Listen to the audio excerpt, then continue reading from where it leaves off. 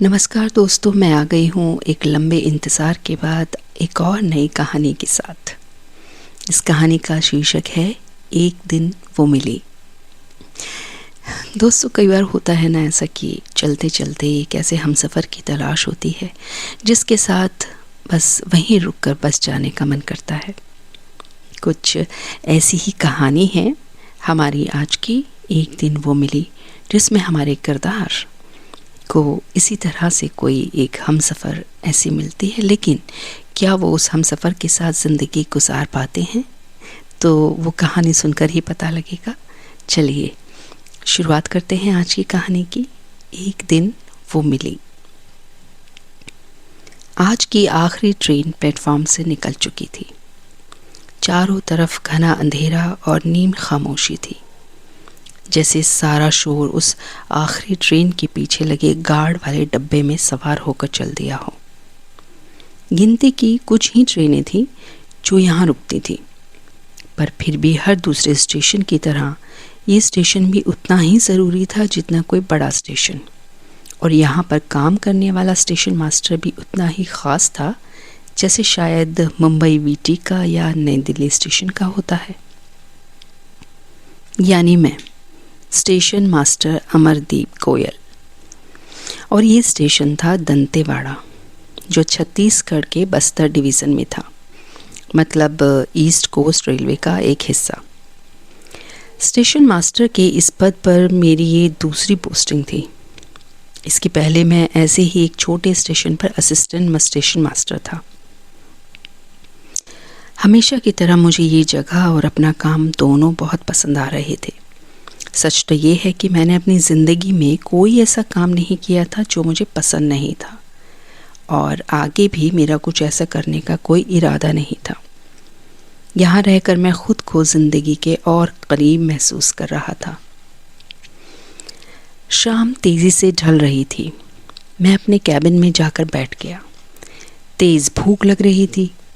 यहाँ दंतेवाड़ा पोस्टिंग में मेरा नियम बन गया था कि मैं विशाखापत्तनम किरंदुल पैसेंजर यानी ट्रेन नंबर 58501 के गुजर जाने के बाद ही रात का खाना खाता था। रेलवे में काम करने वाले कर्मचारी और पटरियों के आसपास रहने वाले लोगों की घड़ी अक्सर आने जाने वाली ट्रेनें बन जाता है। फलानी एक्सप्रेस निकल गई पर अभी दूध वाला नहीं आया, या जगदलपुर से आने वाली ट्रेन का सिग्नल हो गया और इस अखबार वाले का पता नहीं। मैंने कैबिन, सिग्नल्स, क्रॉसिंग वगैरह एक बार चेक करके अपने टिफ़िन बॉक्स खोल लिया। कोई प्लेजेंट सरप्राइज़ नहीं। वही 3 पराठे और एक सूखी सब्ज़ी और तली हुई मिर्चें। मैं खाना खाकर बाहर निकल आया। अभी 2 घंटे और मेरी ड्यूटी थी, फिर असिस्टेंट को 4 देकर मैं घर चला जाऊंगा। किसी एक्सप्रेस ट्रेन का टाइम था। मैं ग्रीन सिग्नल लैंप पकड़े प्लेटफॉर्म पर खड़ा था। ट्रेन की स्पीड थोड़ी कम थी, क्योंकि यहाँ पिछले दिनों से ट्रैक पर काम चल रहा था।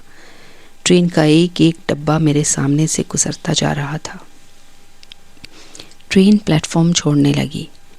गार्ड का आखिरी डिब्बा भी गुजर गया तो मैं वापस जाने को पलट ही रहा था कि मुझे लगा एक साया मेरी आंखों के सामने से गुजरा, जैसे झाड़ियों में किसी ने ट्रेन से कुछ फेंका, कोई बहुत बड़ी चीज़। पर ट्रेन की आवाज़ में मैं कुछ गिरने जैसा कोई आवाज़ नहीं सुन सका। एक पल को मैंने सोचा शायद नज़र का धोखा हो, पर फिर लगा कि देख ही लूँ। वैसे भी बस्तर में आजकल नक्सली गतिविधियाँ तेज़ थी, तो स्टेशन इंचार्ज होने के नाते मैं कुछ भी अनदेखा नहीं कर सकता था। मैंने अंदर कैबिन से एक बड़ी जीप टॉर्च उठाई और गाड़ियों के करीब जाकर उन पर रोशनी फेंकने लगा। कच्ची मिट्टी में मेरे पांव धंस रहे थे। पिछले 2 दिन की बारिश के कारण ज़मीन नर्म पड़ गई थी। मैं अपने हाथ में पकड़ी लाठी से झाड़ियों को सरकाता जा रहा था कि तभी मेरे कान में किसी के कराहने की आवाज़ आई। मैं हड़बड़ा कर आवाज़ की तरफ बढ़ा तो देखा वहाँ एक लड़की थी, झाड़ियों में उलझी सी। उसके कपड़े मिट्टी से सने हुए थे। मैंने जल्दी से उसे कंधे पर उठाया और प्लेटफॉर्म के कोने में लगी बेंच पर लटा दिया। मैंने अपना चेहरा उसके करीब लाकर ध्यान से देखा। कोई 25-30 के आसपास की उम्र होगी। जीन्स और टॉप पहने हुई थी, बाल बेतरतीब, कोहनियाँ बुरी तरह से छिली हुई, माथे में भी एक जगह से खून रिस रहा था। मैं सोच में पड़ गया कि पुलिस को इत्तला करूं या पहले अस्पताल ले जाऊं। मैं अंदर कैबिन से किसी को बुलाने के लिए मुड़ा तो लड़की की बेहद हल्की आवाज़ सुनाई दी, नहीं प्लीज़ किसी को मत बुलाइए। मैं हैरान रह गया। लड़की ने एक अजीब सी नज़रों से मुझे देखा। उसकी आंखों के किनारों से आंसू बहने लगे। मैं परेशान स्टेशन के सन्नाटे और टॉर्च की हल्की रोशनी में उस लड़की से पूछना चाह रहा था कि क्यों ना बुलाऊं किसी को। क्या यूं ही इस वीरान प्लेटफॉर्म पर मरने छोड़ दूं? नहीं, ऐसा कैसे कर सकता हूं। मैंने उसके गाल थपथपाए, पर उसकी पलकें बोझिल होने लगी और उसने आंखें बंद कर ली। अपनी कसमसाई हथेलियों में मैं उनकी आंखों का गीलापन महसूस कर रहा था। रात गहरा रही थी। आज तो बादलों के कारण चांद की रोशनी भी नदारद थी। मैंने हाथ में पकड़े लैंप को एक बार फिर सामने बेहोश पड़ी लड़की की तरफ किया और रोशनी उसके ऊपर डाली।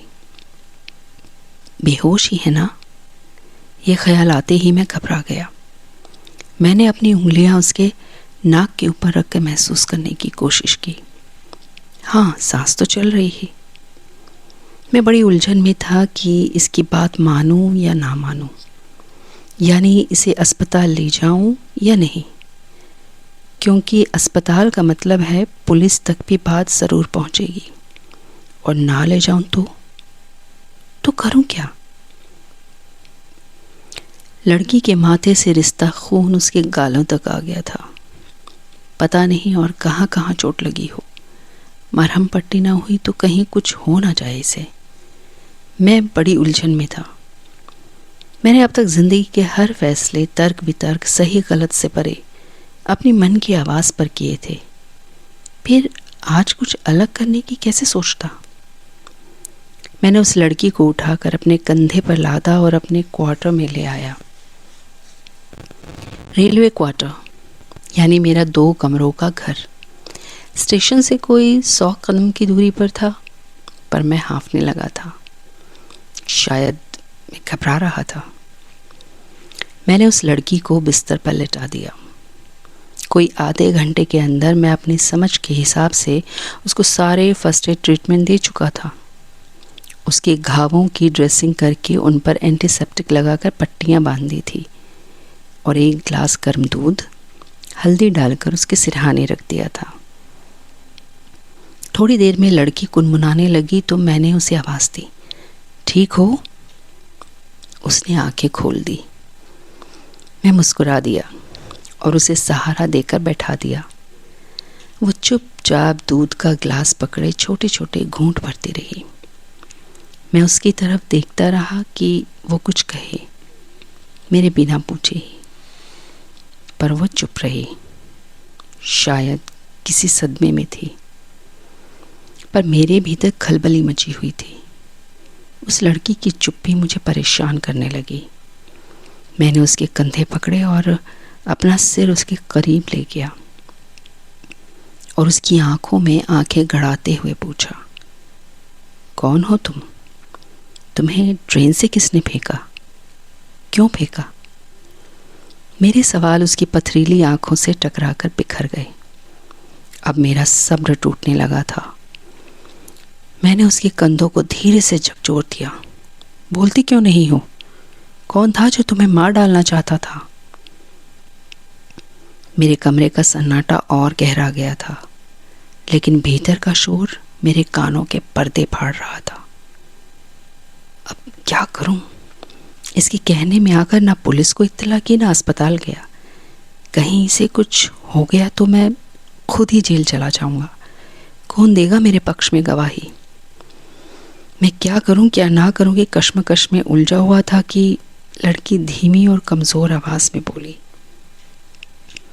मुझे किसी ने धक्का नहीं दिया, मैं ट्रेन से खुद कूदी थी। फिर अगले 15 मिनट मेरे सामने जैसे एक फिल्म चलने लगी और वो बोल रही थी, मैं सुन रहा था। नंदिनी। उसने हिचकते हुए अपना नाम बताया और ये भी कि उसके माँ बाप उसकी मर्ज़ी के ख़िलाफ़ उसकी शादी कर रहे थे। मंगेतर लठैत किस्म का था। एकड़ों ज़मीन है पर तमीज़ रत्ती भर भी नहीं। वो नहीं चाहती ऐसे इंसान के साथ ज़िंदगी गुजारना। उसका बोलते बोलते गला भर्राने लगा था। वो मेरी तरफ हसरत से देखने लगी। क्या आप मुझे कुछ दिन यहीं रहने दे सकते हैं प्लीज़, कुछ दिन? मैंने उसकी तरफ ध्यान से देखा। उसकी आंखों में छोटे छोटे ख्वाब झिलमिला रहे थे, कुछ टूटे, कुछ साबुत। इतनी सी उम्र में ऐसी तकलीफ़ें? मेरा मन किया कि उसको दिलासा दूं कि सब ठीक हो जाएगा, पर मैं खुद ही घबरा रहा था कि अगर इसका मंगेतर इसे खोजता हुआ यहाँ आ गया तो कैसे सामना करूँगा मैं? अपनी ज़िंदगी में मैंने कभी लड़ाई तो क्या तेज़ आवाज़ में भी किसी से बात नहीं की थी, और फिर इस अनजान लड़की के लिए किसी से क्यों लड़ूंगा? किस हक से? मैंने अपने भीतर के डर को किनारे झटक दिया और नंदिनी के कांपते हाथों पर अपनी हथेली रख दी। कुछ कहकर तसल्ली देने लायक शब्द मेरे पास नहीं थे। मुझे बड़ी कोफ्त हुई कि क्यों लड़कियों पर शादी के फैसले यूँ थोप दिए जाते हैं, या किसी से भी मनमर्जी से जीने का अधिकार कोई कैसे छीन सकता है। अगली सुबह मैं सोकर उठा तो नंदिनी भी जाग गई थी। वो तकिए से टिकी अधलेटी सी बैठी थी। मैंने उसके लिए तुलसी अदरक डालकर चाय बनाई और उसके पास आकर बैठ गया। रात की बंधी पट्टी उसकी जगह से खिसक गई थी। उसके जख्म मेरे सामने खुले पड़े थे। मैंने उसके चेहरे को गौर से देखा।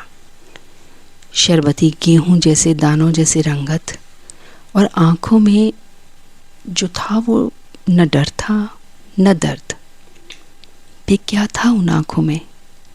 मैं समझने की कोशिश करने लगा। थैंक यू, वो धीरे से बुदबुदाई। मैं चुप रहा। पता नहीं किस बात का शुक्रिया अदा कर रही थी, पुलिस को खबर ना करने का या जान बचाने का, या आश्रय देने का, या इस तुलसी वाली चाय का। ट्रेन के तेज सायरन से मैं चौंक गया। मेरा स्टेशन जाने का समय हो रहा था। किरंदुल विशाखापट्टनम पैसेंजर भी दंतेवाड़ा स्टेशन से निकल गई थी। मैंने नंदिनी के बगल में एक स्टूल पर रखकर उस पर पानी की बोतल और टोस्ट रख दिया और पूछा, मैं ड्यूटी पर जाऊं तो तुम्हें डर तो नहीं लगेगा? दरवाज़ा बंद रखना, मैं दोपहर के पहले आ जाऊंगा। वो हल्के से हंसती। आप चाहिए, मुझे डर नहीं लगेगा। स्टेशन में अपने कैबिन में बैठा मैं नंदिनी के बारे में ही सोच रहा था। कैसी अजीब लड़की है, एक बेमेल शादी से बचने के लिए अपनी जान खतरे में डाल दी। शक्ल से इतनी तेज तर्रार भी तो नहीं दिखती।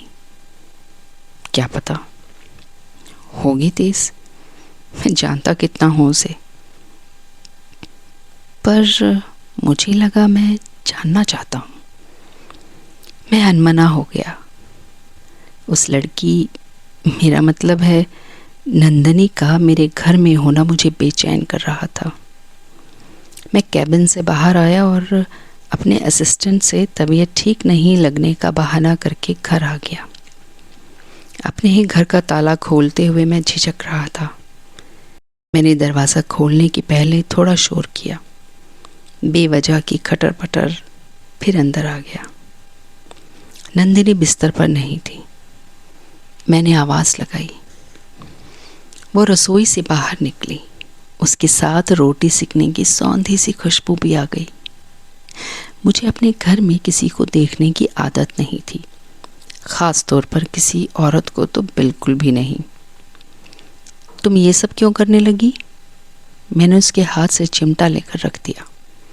उसने बिना बहस किए चिमटा फिर से उठा लिया और रोटी बनाने लगी। मैंने ध्यान दिया कि उसकी कलाई में चूड़ियाँ नहीं थी, बस लोहे का एक पतला कड़ा था, जैसे गुरुद्वारे में मिलता है वैसा ही कुछ। मैं चुपचाप रसोई के बाहर निकल आया और फ्रिज से सब्जियां निकालकर सलाद काटने लगा। उस रात हम दोनों ने एक साथ एक टेबल के दोनों ओर बैठकर खाना खाया और उसके बाद के कई दिन फिर ऐसे ही गुजरते रहे।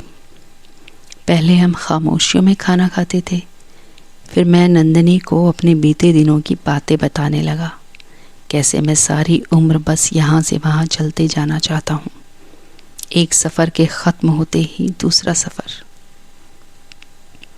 वो हैरान होकर मेरी बातें सुनते रही। उसकी दुनिया शायद बहुत छोटी थी, पर मैं ऐसा पक्के तौर पर नहीं कह सकता, क्योंकि वो अपने बारे में बहुत कम बात करती थी। मुझे मेरे सवालों के बदले कोई बहुत छोटा सा या फिर चुप्पी ही मिलती थी। उसके जख्म धीरे धीरे भर रहे थे। नंदिनी को मेरे घर में रहते हुए पूरे 15 दिन हो गए थे। इस बीच ना उसने जाने की इच्छा जाहिर की, ना ही मैंने उसे चले जाने को कहा। अब हमारे बीच हाँ हूँ की जगह लंबी लंबी बातें होने लगी थी। उसकी मुस्कुराहटें कभी कभी हंसी का रूप ले लेती थी। बड़ी अच्छी लगती थी हंसती हुई नंदिनी। वो किसी शायर ने कहा है ना, आपसे तुम, तुमसे तू होने लगी। बस वैसा ही कुछ। हमारे बीच के तकल्लुफ़ मिट रहे थे। शायद दुख के पुलों से होते हुए हम एक दूसरे के पास जल्दी पहुंच जाते हैं। हम भी करीब आने लगे थे। मुझे सच कहूँ तो कहते हुए बड़ा हिचक रहा हूँ, घबरा ही भी रहा हूँ, पर नंदिनी अच्छी लगने लगी थी। या और ईमानदारी से कहूँ तो मुझे शायद उससे प्यार होने लगा था। नंदिनी यानी वो लड़की जिससे मैं अभी 15-20 दिन पहले मिला था और जिसके बारे में मैं सिवाय उसके नाम के कुछ नहीं जानता था, और ये भी नहीं जानता था कि वो नाम भी सही है या नहीं, मगर मैं उससे मोहब्बत करने लगा। तो दोस्तों, क्या होगा आगे इस कहानी में? क्या नंदिनी भी अमरदीप की तरह उससे प्यार करने लगेगी? क्या नंदिनी अमरदीप के प्यार को स्वीकार करेगी? इन सभी सवालों के जवाब जानने के लिए इंतज़ार कीजिए कहानी के अगले भाग का, जो मैं जल्द आपके लिए लेकर आऊँगी। तो करते हैं मुलाकात फिर से मेरी कहानी एक दिन वो मिली के साथ। तब तक कहानियाँ सुनते रहें, चैनल को सब्सक्राइब करना ना भूलें और कहानी को शेयर ज़रूर करें। तो अब मुझे इजाज़त दीजिए। गुड नाइट, शब्बा खैर, शुभ रात्रि।